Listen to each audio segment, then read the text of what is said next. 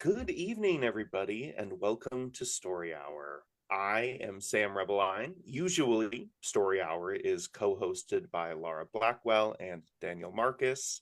But this evening, I hope you can trust me to guide you through the weird, the shadows, the stars, the beautiful, and beyond.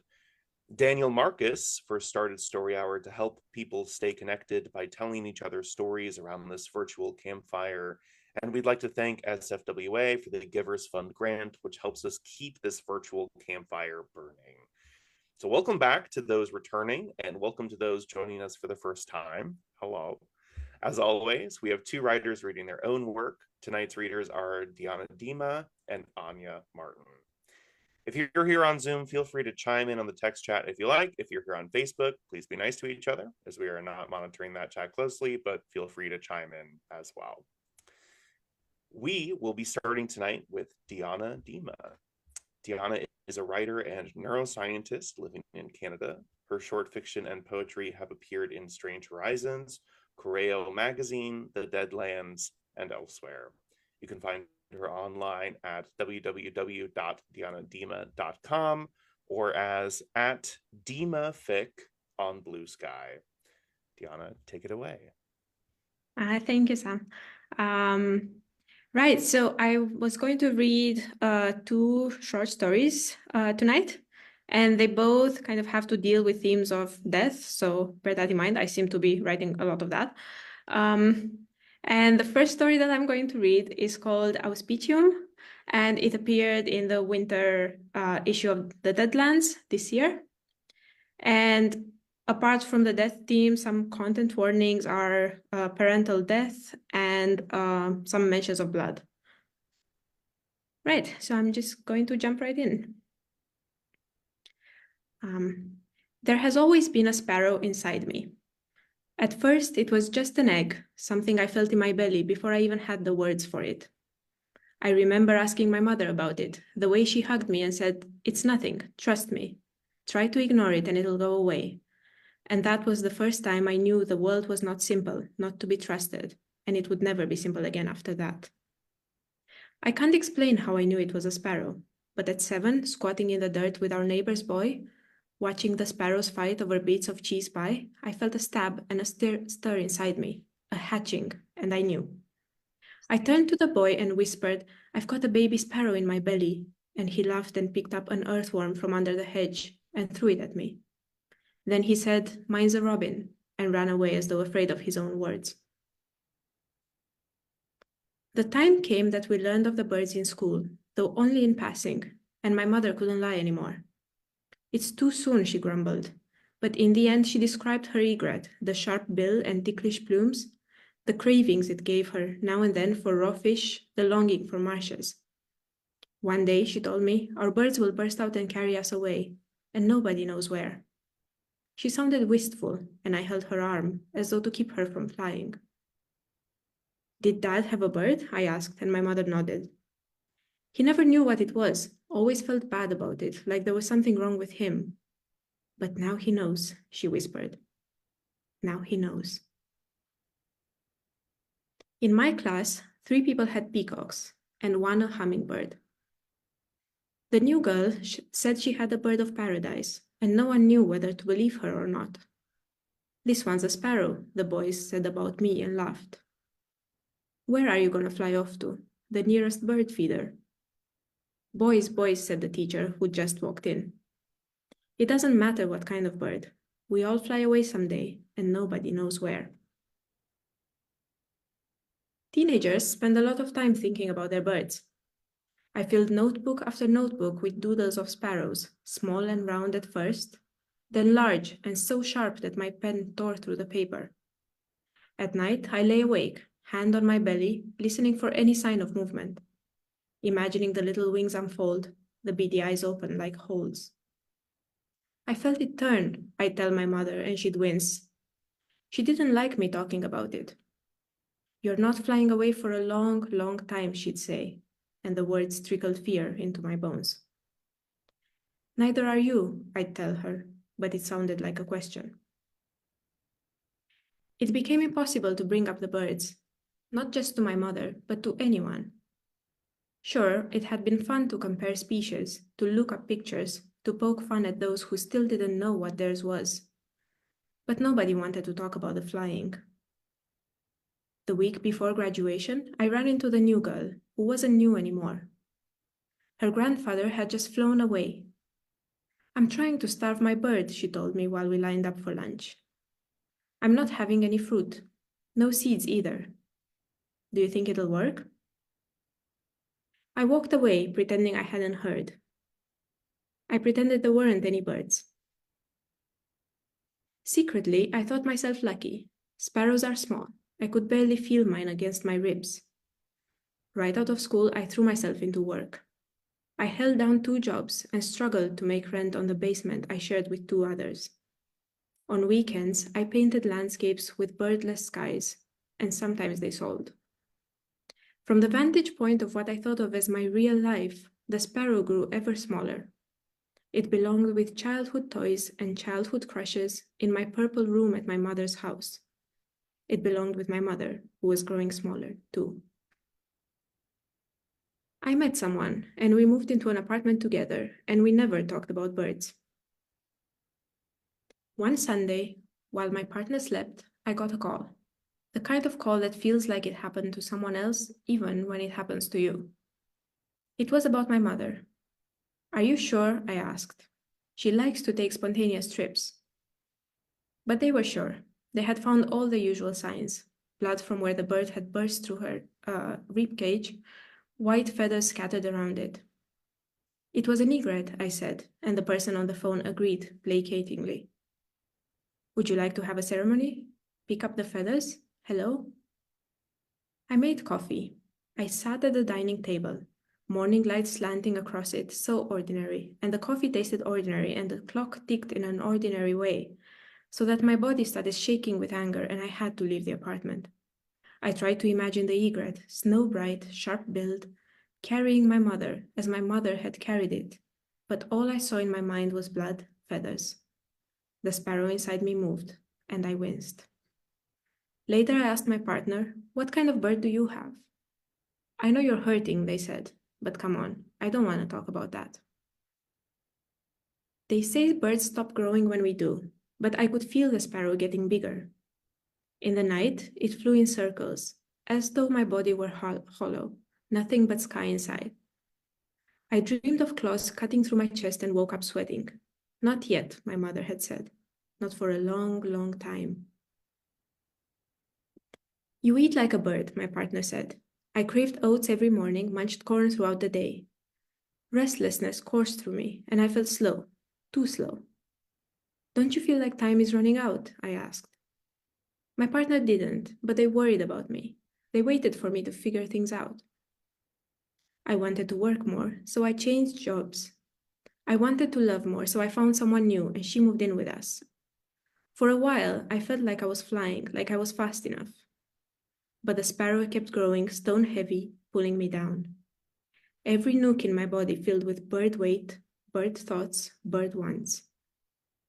"What kind of bird do you have?" I asked people, hungrily, desperately. I found myself alone. Bird-like, I moved cities, countries. I hoarded memories, like stamps that said my days hadn't been wasted. In a rainy, cold country, in a dingy hotel, I stopped. I lay in bed with the flu for a while, shivering and aching all over. I was running out of money, and I knew nobody, and nobody knew me, until I met the woman with the dove. I sat across from her at breakfast one morning, poking at my scrambled eggs and thinking of where to go next. She said, "Yours is a small one. I can tell, your bird." She spoke as though it was the most natural thing to talk about. "You'd think so," I said after a while, "but I swear it's been growing. It doesn't seem possible, does it?" "It changes," the woman said, sipping her 2 pale tea. "They grow over the years, then get small again. My dove's the smallest it's ever been. Still, I reckon it's not long now till it flies. I can feel it in my bones." My eyes itched as though I were about to start crying, and at the same time a laugh rose in my throat. "Doves are beautiful birds," I said. "My sparrow's a round, twitchy, angry little bastard." Doves migrate farther than sparrows, so it wasn't strange that the woman with the dove carried on traveling and I went back home. I no longer had an apartment, so I stayed at my mother's house for the first time since she'd flown. The counters were sticky, coated in dust. There were spiders in the bathtub and mold on the ceiling, and the grout had turned black. It took 2 months to clean the house, and for the entire time the sparrow was completely still, as though it too was happy we'd come home. The river ran just behind Mother's house, and so many birds congregated there in the morning, it's no wonder I got into bird watching. I sketched the robins, the odd-red cardinal flitting through the willows. It relaxed me, even though, in certain light, from certain angles, every bird had something of the sparrow. I took to drawing my friends' birds for them. On summer afternoons, my neighbor would come over, and I'd sketch while she described her finch, the way it had grown and shrunk over the years. We became like children again, thinking and talking about our birds freely, though our laughter had grown a little drier. Sometimes her daughter came too, and we talked about something else. I was there when my neighbor flew away. Her daughter had gone to the pharmacy, and I went over with soup my neighbor couldn't eat. In her bedroom, the air clung to me like sheets. When her eyes closed and opened again, black and round and finch-like, I knew to leave the room. But I couldn't help hearing the small wet sound, and when I turned, I glimpsed a red shape streaking through the window. Later, I went home and tore up the drawing I'd almost finished for her. In it, the finch had been still, each feather painstakingly outlined in pencil, eyes calm and bright like my neighbor's. Nothing like the real thing. My neighbor used to say that finches and sparrows are a lot alike, and I hoped it wasn't true. It had been long since I'd worried about flying, but now I thought about the moment itself, over and over, about the red, the wet of it. I dreamed of an egret far away in the night, and no matter how fast I flew, it never got any closer. Some people think you can divine the manner of flying from the bird, but nobody knows for sure, and what good would it do? Still, I flinched whenever I felt a flutter in my rib cage. Sooner rather than later, I thought. I could feel it in my bones. Every Sunday, my neighbor's daughter came to tea. I didn't know if she was doing it for me or for herself. But we walked together to the river and watched the birds, and afterwards she leafed through my drawings, quiet, so that I imagined her own bird to be an owl or a nightjar, gliding smoothly through darkness. She never talked about it. But one day after I brewed the tea, I found her in my childhood bedroom, where I'd laid canvases on the floor, bright red with unfinished finches. "Is this what it looked like?" she asked, and turned to me with dark, wet eyes. I told her, "I don't know. I can't get it right, and even if I did, I wouldn't know it." There came a time when my body loosened, so that the sparrow seemed the only thing holding it together, and bones and muscle and skin became a crumbling cage against which it struggled. I craved the sky and the taste of seeds I couldn't chew anymore. My neighbor's daughter fretted, and how do you explain all this to someone young? Instead, I listened to her, took my medicine 3 times a day. I tried to eat. When I felt well enough, I worked on her portrait. In her long black hair, I drew birds, sparrows and finches and egrets and doves. I'm glad I thought to give her the portrait before it was too late. These last days, I spent half dozing, pale light sifting through curtains, the sound of feathers rattling in my ears. Visitors paraded by my bed, but they were shadows to me, and instead I saw clearly long-gone people in long-gone places, and always the birds in their eyes, pushing them higher, faster, pushing them toward me. The years of my life bunched up in my chest, taking the sparrow's shape, and I could no longer tell them apart. It's simple after all, the world. I know now. It belongs to the birds. Now I close my eyes, and the fullness of life pressing on my chest dissolves into blue. I shed the weight easily. I will not be so much, after all, for even a small bird to carry. Now I close my eyes, and all I can see is sky. So that was the first one. And right. So should I just move on to the next? Sure, absolutely. We can take a breath to sort of absorb that one and transition to the second one. That's good.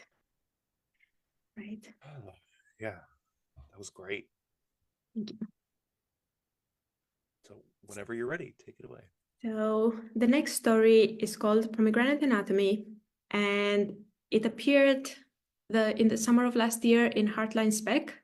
This was actually the first story of mine to come out, and it also kind of deals with death. In terms of other content warnings, I'd say maybe illness. Yeah, just illness and death. All right, so I'll start. So this one has kind of little sequences that have titles, so I'm going to read the titles for all of them. Calyx. Amar's cheeks were smooth, his voice soft. His sweetness was unsettling like summer nights. When I first saw the ornate, padlocked box on his shelf, I should have asked more questions.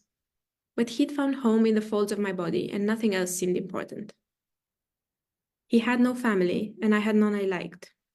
We rented a small townhouse on the corner by the fruit market. Every morning the vendors' shouts would wake us, and we'd go looking for the best, the biggest fruit, fresh off the backs of trucks, flesh still warm with the sun of their homes. Amar would cradle passion fruit in his palms and speak to it, lift the plums close to his ears, run his hands over the cherries. We'd bite into big fuzzy peaches and let the juices run down our chins. Amar never touched the pomegranates. If I ever bought one, I'd take it home like a dark secret and eat it when he wasn't there. Soil. We didn't have a garden, and Amar resented it. He often went walking before dawn, and I'd find him in the park without shoes, his long brown feet buried in soil. The neighbors talked. There were doctor's appointments and friends with casseroles, and even a phone call from my mother. Amar said it was the town, and the house, and the dusty air that made him ill. We had no money to move, but we spent weekends in the forest, lying on the grass, sometimes with our clothes off. It was the only time he breathed easy. He curled up against me, buried his hands in the softness of my belly, touched and tasted me like fruit. Later, he started bringing the soil home. He covered the bed with wet black lumps full of earthworms. We took to sleeping apart. Seed. I worried when Amar left the house, though this became rare. He dozed restlessly most afternoons. One day, I placed a cup of tea on his bedside table and saw, on the floor, a key. It was small and ornate, like the box he had moved into our closet. I held it in my palm for a long time, until it grew hot and slick with my sweat. Before Amar woke up, I walked to the park. I found the oldest oak and dug between the roots, my fingers clammy, my nails black with soil. People looked at me funny, but I didn't care. I buried the key and pressed the earth around it. This way, I thought, whatever the box held would never part us. Aril. With time, Amar's words grew sharp, his mood sour. Age will do that, I suppose, and being confined to his bed most of the time. I brought him plums and peaches from the fruit market, and he found fault with them. I brought him wildflowers and forest mushrooms, and I think they made him sad. He said I should stop making a fuss.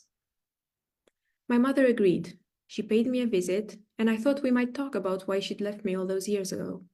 Instead, she said she worried about me. Was I not too young to care for someone this way? Did I even know what I'd got into? I told myself I wasn't like her. I wasn't going to leave. But I saw her face in every mirror, felt her sharp bones under my skin. Pith. Amar no longer left his bed. His skin drained of color, became translucent and chitin hard, latticed with veins. I found him twisted in his sheets one morning, searching the drawers of his nightstand, his fingers shaking with the effort to move. He asked if I'd seen a key. I pushed him gently back onto his pillows. I told him he'd get well, and we'd walk again to the fruit market. I spoke about the scents of mangoes and persimmons until sleep softened his face and untangled his frown lines. But when he woke up, he begged me to find the key. He wouldn't tell me what was in the box. He only squeezed my hand with brittle fingers, calling me his apple, his sweet pear. I slept next to him that night. I wrapped him in my warm, soft limbs, rounding his edges, filling the hollows of his body. His chest rose and fell with laborious breaths. In the morning, I went back to the park and dug out the key. I took the box out of the closet and unlocked it. Inside lay curled the dark, dry peel of a pomegranate. Rind. When the peel closed over Amar, he sighed with relief. I wasn't there to see it, but I heard it from the kitchen and rushed in. I found a pomegranate on the bed. It looked so small, the outside hard and odorless, yet shining with the promise of its insides. You can tell just by looking at the pomegranate that it will be special. It will be hard work and gone too soon. Its taste so particular you can never really remember it. Yet even knowing this, you won't be able to resist it. Memory. I buried the pomegranate in a community garden not far from the house. I thought Amar would have liked this best. It didn't feel right to hold on to it. After that, I walked to the fruit market. The morning was cold, but scents mingled warm and bright in the air. I tried the overripe plums with their soft places and sickly sweet smell. I bit into the pears, their smooth flesh like surrender in my mouth. I ran my hands over the pomegranates and brought one home with me. When I cut it open, memory stumbled out, each bright red seed a sweet or bitter hour. I ate them slowly, rolled them on my tongue. I tried to remember their taste. And that's it.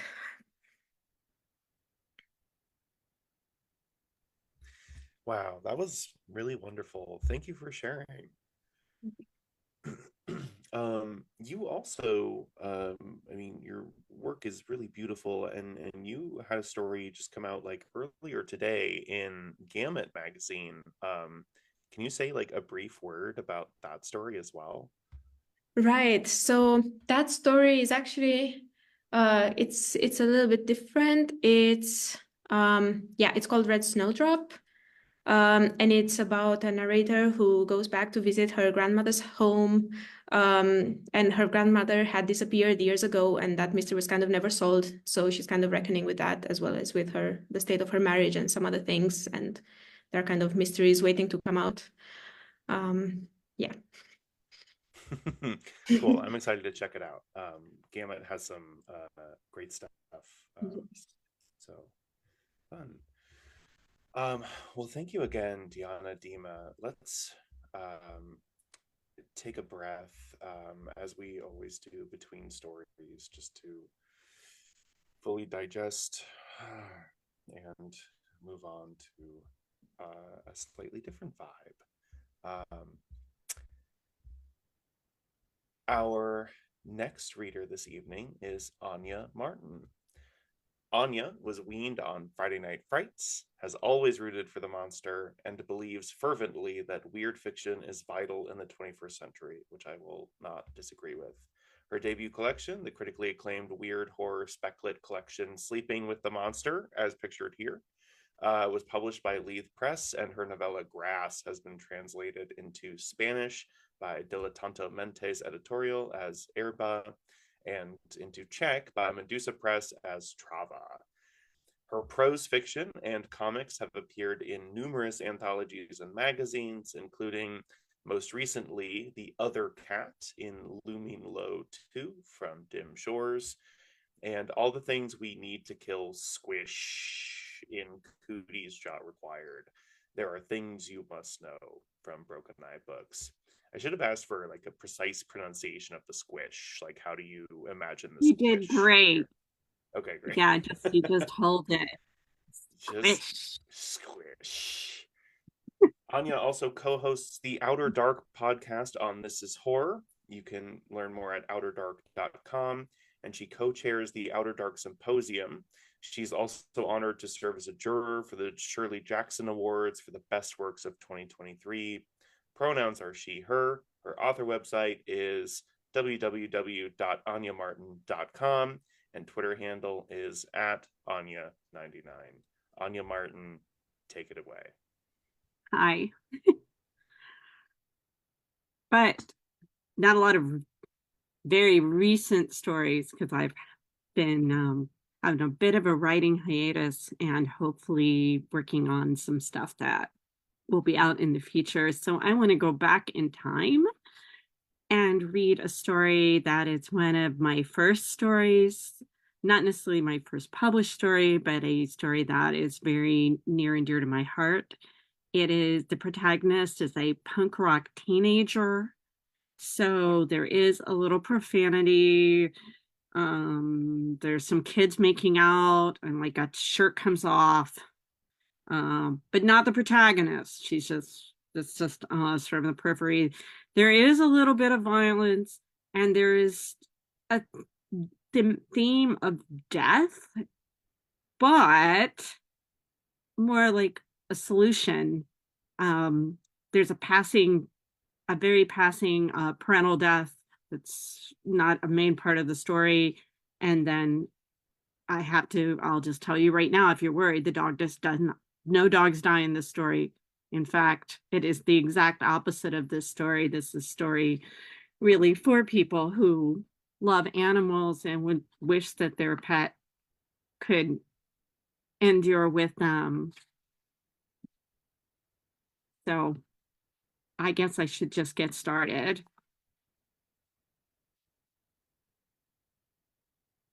Dear Diary, read this with a slight southern twang and heaps of sweetness you could squish into jam in a jar, Daddy would have said back then.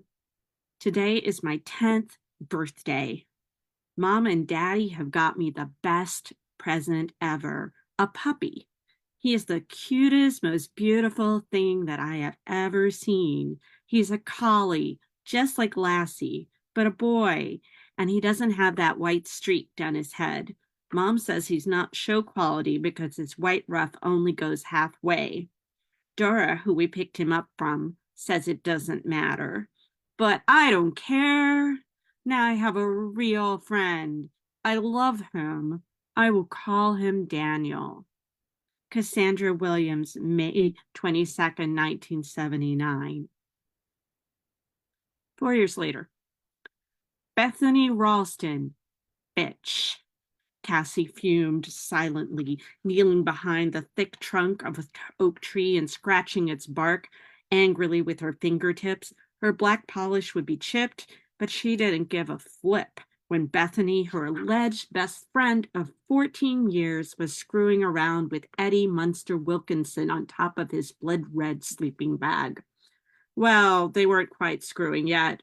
Bethany still had Eddie's black leather jacket wrapped tightly over her, but Eddie was working like hell to get it off, and he was even playing The Clash for her, the tape she, Cassie, had given him for his birthday. The throb of machine gun percussion ascended like crossfire through the woods. They were probably drunk off their asses, too, given the bottles of grape soda and Bacardi lying nearby. He probably stole that liquor from his dad's always well-stocked bar.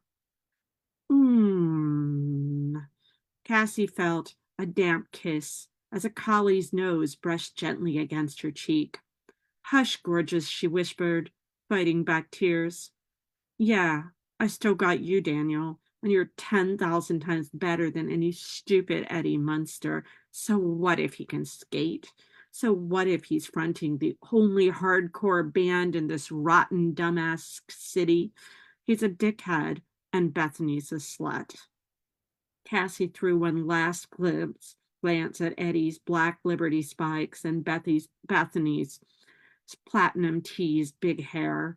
Her jacket was off her now, his head grazing on Bethany's bodacious breasts. Boys always go for that, don't they? Cassie said to Daniel. The dog curved his head to the right, as if trying to understand. Then he nuzzled her palm. She loosened the leash wrapped around her wrist and yanked gently to let him know it was time to go now. Maybe I should have bought Miss Claire all platinum blonde instead of crazy color electric fuchsia, she grumbled. Dog and girl stepped out of the woods onto the sandy playing field behind McArdle Elementary. The high school also had a forest area behind it, but the grade school woods had a reputation for being a more private and a discreet location for couples who wanted to get drunk and screw around. There was also the thrill of busting your cherry just yards from the rear window of Mrs. Chadwick, the gorgon of an algebra teacher whose house backed onto the McArdle playground. Cassie paused by the log creative play fortress and knotted the loop of Daniel's leash around a thick wood post. Daniel obediently stood by as she plunked her blue jean behind, crossed legs into the sand. They didn't have this Davy Crockett crap when we were little, did they, boy? She said, reaching out her hand to stroke Daniel's chin. Daniel tilted his head in soft and short rhythmic shakes. Well, you'll be as in my sweetheart at least, won't you? Cassie gently eased the dog down. Daniel rolled onto his back, and offered up mounds of snow-white underruff. She responded to his clear request for a belly rub, and he moaned softly in pleasure. After a few minutes of massage, she removed her hand and placed it onto her lap. Daniel rotated back onto his side, stretched his long legs, and closed his eyes. What was so great about Eddie anyway? Yeah, he was one of the few punk guys at school, but what kind of romantic relationship would she have with a guy whose entire vocabulary consisted of, "it sucks"? Christ, when she put it that way, he sounded as boring and pathetic as a football player.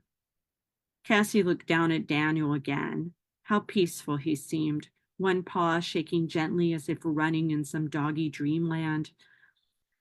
She pictured him in some happy meadow, chasing balls, herding sheep, playing with other dogs. Maybe she was there too in canine form, rubbing noses, frolicking, and finally lying panting side by side. She couldn't help but smile. Daniel's fur reminded her of a lion's mane, with thick wispy strokes of burnished red, goldenrod yellow, and charcoal gray. The hues of autumn blended with the soft white of winter snow that rarely descended on Georgia. The fragrant shades of seasons in the sun and of dreams. Daniel's paw was moving faster now, and soon its rear partner was keeping pace. His eyes raced back and forth like manic pendulums. Bad dreams, the voice said, startling Cassie out of her lost world reverie of watching the sleeping dog. Bad dreams. Old Crone, the suntan woman, loomed above her on the hardwood platform, a black plastic garbage bag trailing from her wrinkled dark brown fingers, all shiny in the rays of the setting sun and blowing back with the wind. She was wrapped in a tan suede jacket dripping with fringes, faded blue jeans with red bandana patches on each knee, and heavy brown hiking boots. Her gray hair was wound into tight braids under a cowboy hat. Cassie pulled back and started to untie Daniel, who had now jumped up and started barking. Yeah, good thing I came along, Crone said, biting her lip. I can see you love that dog. You love that dog a hell of a lot more than that boy. She held the word, long and slippery, in the woods. Scrapper, her Cairn terrier, was now scampering in circles at her ankles. The feisty little brown canine with the pink ribbon on his head hurled assault wolves like gunfire at the twin threat of strange girl and strange dog. No, Daniel, no, Cassie yelled at the collie. She hated raising her voice at him, but the noise after Old Crone's accusation was making her head throb.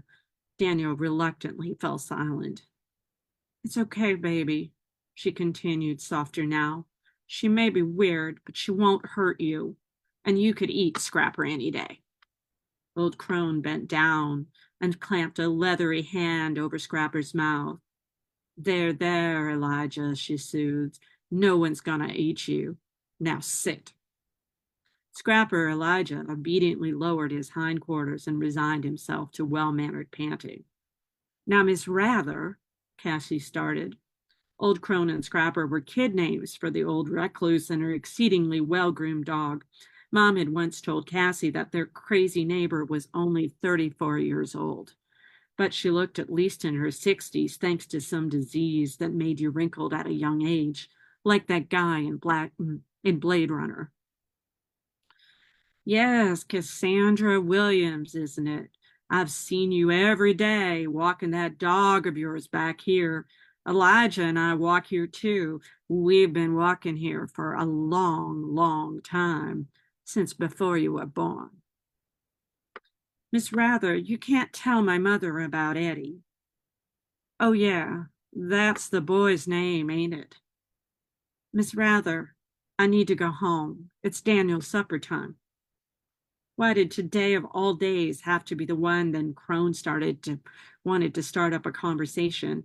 All Cassie wanted to do was lie down on her bed, dwell on her misfortune, drown herself in Cure and Joy Division tapes, and jab safety pins into her arm just to feel the pain. She didn't have the patience today for eccentric old ladies.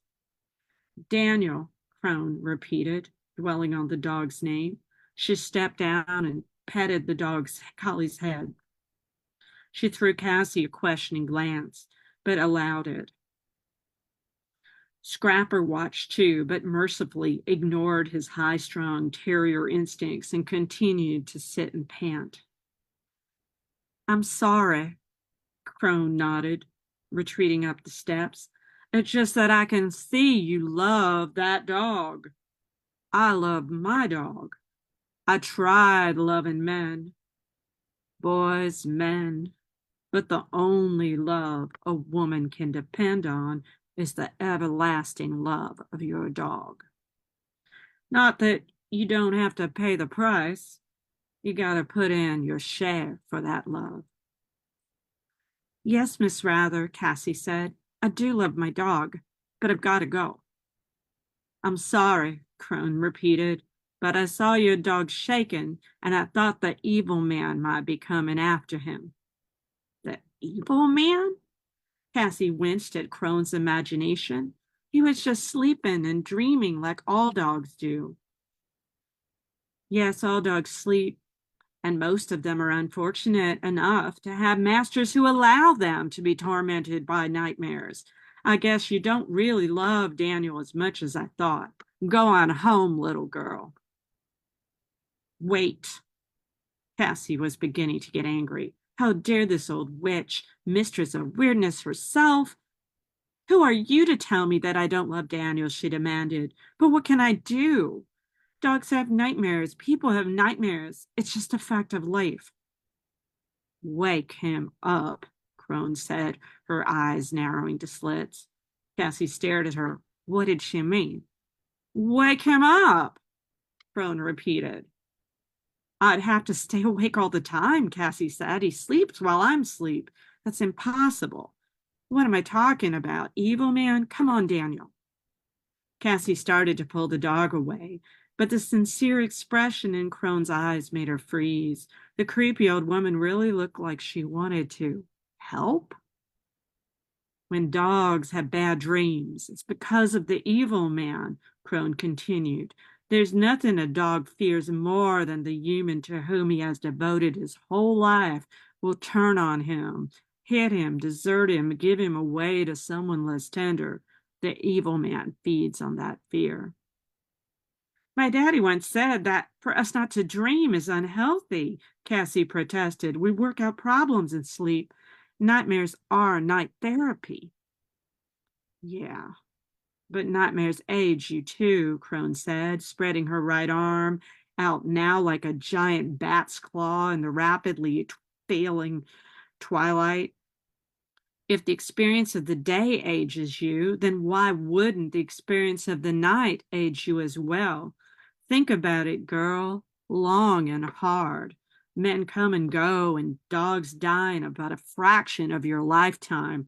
Don't you owe them something for your undying love? Elijah never has nightmares, and he's lived over 25 years, 25 happy, happy years, thanks to good dreams. Crone bent down and stroked the dog's back. The woman was crazy, Cassie thought. She looked at Scrapper. Sure, he'd been around as long as she remembered, but he wouldn't be charging at Daniel if he was that old. She'd always heard a dog year equaled 7 human years. If he was 25, he'd be on dog crutches, wouldn't he? No, that'll be 175 human years. That was impossible. Be dead.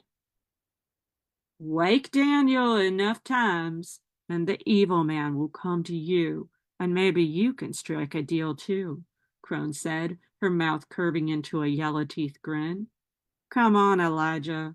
That girl's got to think now.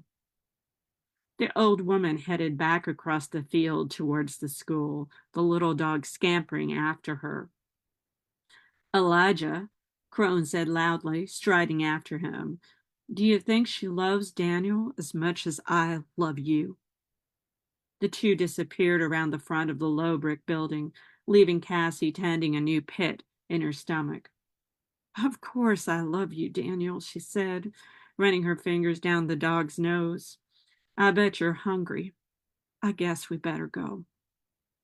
Cassie started walking again, pausing whenever Daniel found an interesting scent or wanted to lift his leg. They climbed up the hill at dog pace, wound down the block till Duran Falls Road hung a left on Chelsea Drive. She and Daniel charged up the driveway and across the open carport of her family's mid-60s split-level home. She unlocked the side door and hung the leash on the collie head hook inside. Cassie, is that you? Mom called from the kitchen. Yeah, Mom. Not wanting to chat and feeling the call of her Joy Division tapes more than ever, she started to duck Mom and just go upstairs. She looked back at Daniel, his tongue hanging out in exuberant pants. She had always thought dogs looked like they were smiling when they hung their mouths open like that. But she also knew it meant he was thirsty and needed water. So she turned instead for the kitchen. Mom? Yes? Mother looked back from the stove and wiped her hands on her apron. Mom, is it true that Miss Rather's dog is 25 years old? She asked, picking up Daniel's metal water bowl off the floor and refilling it in the sink. Well, sweetie, that dog's been around for a long time. He was full grown when your father and I moved into this house a year before you were born, so I guess he must be at least 15, 16. Terriers live a long time. Why? How long does a collie live, Mom? Cassie continued as she set the bowl on the floor.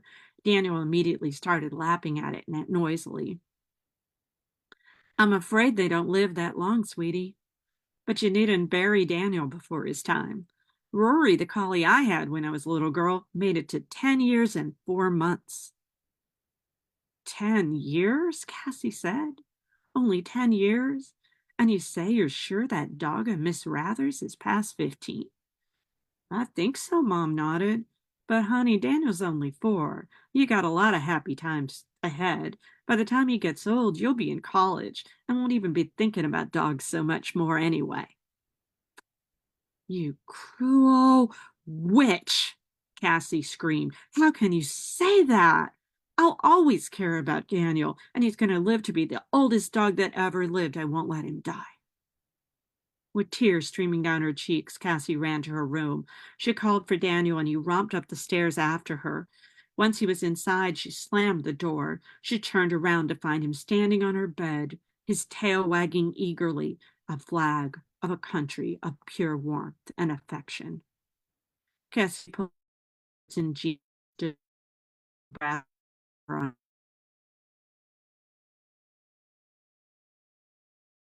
size A black bra and traced it across the 2 tiny hills that added a faint curve to the flat plane of her chest. Would more grow? Did it matter? Cassie turned back to Daniel, still king of the bed, and knelt beside him on the mattress. She slowly wrapped her arms around the dog. Usually in a moment or two, he would pull away, as dogs do. But this time, he seemed to sense how much she needed to hold him. They remained frozen, locked together, girl and dog. Crone's words echoed in her head. The only love you can depend on is the everlasting affection of your dog. She closed her eyes and saw a room come back to her, a tiny sliver of a room with a metal bed in its center, a room she wasn't supposed to peek into. The soft purr of machinery, a green line bouncing up and down on the television screen, a tangle of colorless cords trailing underneath the white sheet, a head wrapped in bandages like a mummy, and in between the strips of white, islands of charcoal-crusted scabs, and oceans of raw pink skin.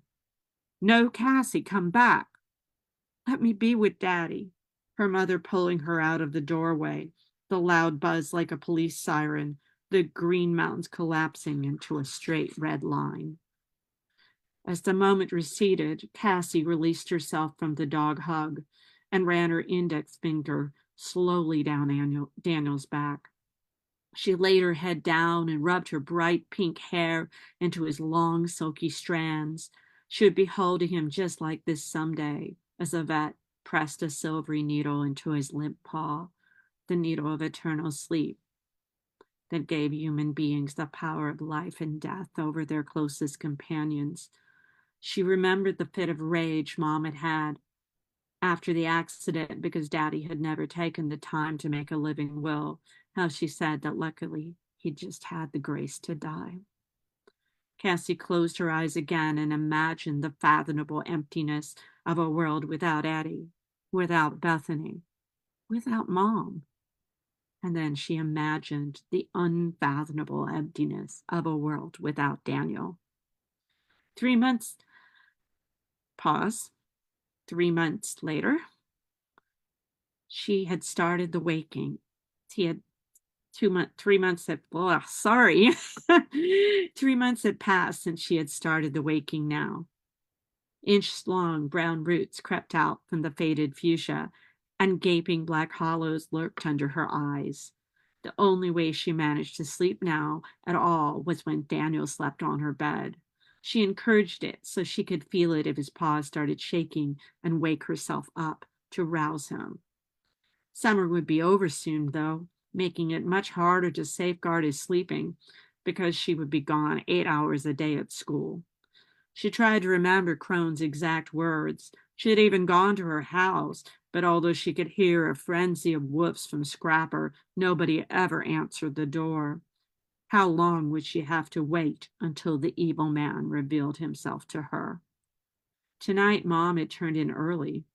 Guess for a change, she trusted her precious little rebel, always pronounced with the utmost of tender irony to emphasize her disapproval of the hair dye job and Cassie's punk wardrobe, to make it home okay from the nighttime dog stroll. Just to be on the safe side after walking Daniel, Cassie had crept upstairs and lain on her bed for a good half hour before slinking back down with Daniel at her tail to turn on the TV. Maybe a splat flick would be playing. She was crazy, she knew, to watch so many horror movies. That was probably the reason she got the nightmares, why this weirdo dude crossed between Michael Myers and Jason kept chasing her with a bullwhip and that scary spiky thing she never got a clear look at. Cassie went to the kitchen first, pouring herself a large Coke, grabbed a bag of potato chips. Then it was back to the living room with Mr. Nose, Daniel, tracking every toss of the chips sack. She plunked down on the sofa, and Daniel leaped up beside her and laid his head into her lap. The please, please, Cassie, give me some chips, please tactic. Even though Cassie knew that chips weren't healthy for dogs, those mournful brown eyes always melted her heart. Even before she grabbed the television remote, she was ripping open that bag and slipping the biggest chip she could find into Daniel's eagerly awaiting mouth. Daniel gently pulled the chip from her grip and with several crunches devoured it. Cassie reached finally for the remote, pressed the volume down to almost nothing, then powered on the television. It was past midnight now, so as she channel surfed, she was met with an assault of used car commercials, metal videos, a sex therapist, occasional laughs. She was now asking some guys whether they cared if a woman's boobs weren't the same size. Ha! A David Letterman repeat with Terry Garr, which she had seen twice. The mascara woman talking about fake nails that lasted 2 months. And third season Star Trek. The hippie episode. What a dweeb Chekhov is. And hallelujah. Some dickhead on Cinemax who looked just like Eddie before he dyed his hair black and his blonde girlfriend were being axed by a mysterious mass killer. I sure wish someone would chop up Eddie and Bethany, she whispered, offering Daniel another chip and stuffing 3 broken shards into her own mouth. About 15 minutes or so into the movie, which turned out to be just as bad as Cassie thought it would be, they ran out of chips. Daniel raised his head from her lap, stood up, made a 180-degree turn, then, as always, a few paws at the cushion. He curled into a big furry ball at the other end of the sofa, closed his eyes, and fell asleep. Most of the time, lately, his dreams seemed good. He'd twitch a little, maintaining the same adorable expression that drew Oz since puppyhood from all of her friends. But as the ginger-haired nerd heroine crashed her truck into the crazed maniac, pushing him into the lake, water was the only thing he feared, and the credits began to roll, Cassie looked over and saw it begin. It started slow, as always. She didn't realize it was happening at first, and even through Daniel's smile. Then one paw loosens itself from its tightly wound knot and started twitching. First a slow jiggle, building rapidly to a fast thump. Then Daniel's eyelid would shake like something was trying to break free from inside the socket. His chest heaved up and down. All the legs were moving now, and the moan. Oh, oh, oh. Nightmare. Cassie leaned over quickly and shook the dog. Daniel! His body froze momentarily. Then he opened his eyes and dealt her a soft glazed look. Oh, Daniel, she said, kissing his brow. Cassie felt the rough, wet rub of Daniel's tongue on her hand. She laid his head down lightly on her stomach. But across the room and by the window stood a tall, dark silhouette with a bullwhip in his hand. Cassie didn't see him at first, the ebb and flow of Daniel's breathing being so comforting to her. She felt a wave of relaxation waft over her, as if she could finally sleep. Then the man grabbed her hand and yanked her to her feet. Daniel slept peacefully as long, sharp spikes etched deep lines into Cassie's forehead and ripped across her fingers. She tried to scream, but could make no sound, as if he'd ripped her vocal cords, but he hadn't touched them. The spikes carved into her arms like razor blades, fretted her legs like broken glass, seared into her chest like sharp stones of burning metal. Blood gushed from her wounds, moist and slimy. And then, just as she thought she was going to die, the pain ceased, and the man grabbed her head and forced her to look into his face. His countenance was etched with deep furrows, as if he was the most ancient man alive, older than any friend's grandfather she had ever seen, the wrinkles extending back across his bald pate like the scars of battles fought long ago. His eyes descended into black holes, endless and with no return. His dry, chapped gray lips pursed into a leering grin. Finally he spoke. I loved my dog once. Behind him, a giant black Rottweiler leered, white bubbly froth dripping from a hungry tongue encased in sharp teeth. The dog seemed completely healthy, even though it had wounds. Those wounds seemed to cause it no pain. The evil man turned towards the creature, the two of them exchanging a glance, and then they both vanished. Daniel's collie bark woke Cassie. She found herself stretched across the couch, the lines of blood gone, erased as if after all she had done is dream. Daniel prodded her with his nose, and she could hear Mom in the kitchen, the faint bubbling noise of the coffee machine, and cereal pouring into a bowl. Yes, boy, you want to go outside, don't you? Cassie led Daniel into the backyard and went upstairs to get dressed for school. She looked in the bathroom mirror. She noticed the beginning of crow's feet next to her eyes that she could swear weren't there yesterday. Cassie smiled, knowing now it was only a matter of time until the wrinkles came to stay.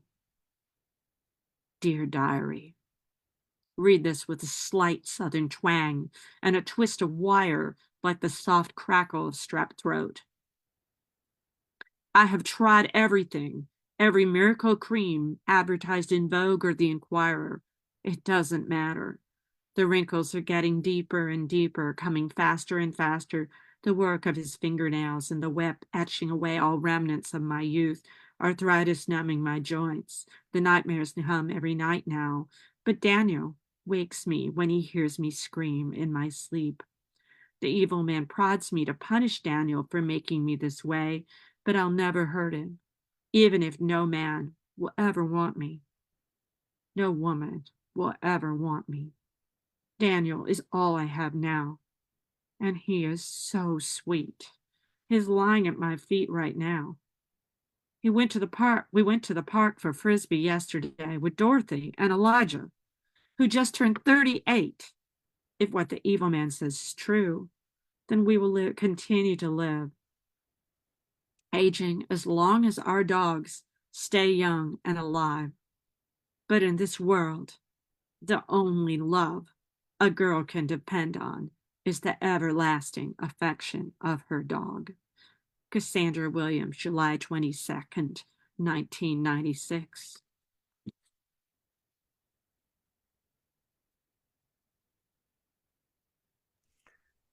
Awesome. I loved that. That was so well done. So much fun. So many lines in there cracked me up, and the ending is just so chef's kiss. Really great. Listen, you were talking about taking a hiatus from writing, but you're getting back into some projects now. Is there anything that you're particularly excited about that you're doing or like sort of exploring in your work right now? That doesn't that jinx it if I tell you I'm working on something. Y- y- yeah, Well, say I as mean, much as you want. I can just say part of the reason I've had a lot of things going on, and I have a mother with Alzheimer's and all sorts of stuff. So, a lot of things sort of have just kept me away from having the time and grace that I need to write. But I have a few stories I'm working on. One is sort of on the dark side of fantasy, and what can I say? I'd like to explore like what happens after the quest ends, maybe quite a while after. What happens to those people? How's your life like? You don't necessarily go across the ocean like, Tolkien and Adam just go across the ocean and so forth. But it's got to be a weird thing to have your life have something really amazing happen, or just very stressful and amazing, and then suddenly what purpose you're dealing with that. So that's something I'd like to work. I'm working on right now. And then I have several novels, and I mean, potentially a continuation of The Unbride, my story about Elsa Lanchester, and the true story behind the possible true story behind The Bride of Frankenstein. Probably that's the one that I will work on, but if you've read Sleeping with the Monster, the Jehezeman story has 2 other parts. So it will eventually be 3 novellas that fit together to a novel. And that's also a little bit on the dark fantasy side. And then I have another thing that I've been working on for, just years and years and years and years, but could possibly be timely right now in sort of unexpected ways. which Awesome. deals with celebrity, and sort of that dark side sort of a dark side of fandom, and celebrity. But Awesome. I won't say anything more about that because, again, I probably already said too much, but maybe it puts pressure on me to have said anything. Yeah, I definitely won't ask again. But that's an awesome answer. You got a lot of great fires burning, it sounds like. Well, thank you both again for coming, and thank you everyone for joining our little campfire this evening. Next week, our readers are Paul Jessup and Elad Haber. I recommend checking storyhour2020.com the date of the reading for any last minute announcements or changes. Storyhour2020.com is also a great place to learn about upcoming authors. You can watch any programs you may have missed at the Story Hour page on Facebook as well. Diana and Anya, thank you so much for sharing your stories and being here with us tonight. This was a real blast. Thank you for inviting me. Always delightful to have you, Anya. And now we know that you're going to have a lot more to read for us in the future. I know I need to write shorter things. You're inspiring me to try to write shorter things. Okay. But the novels sound good too.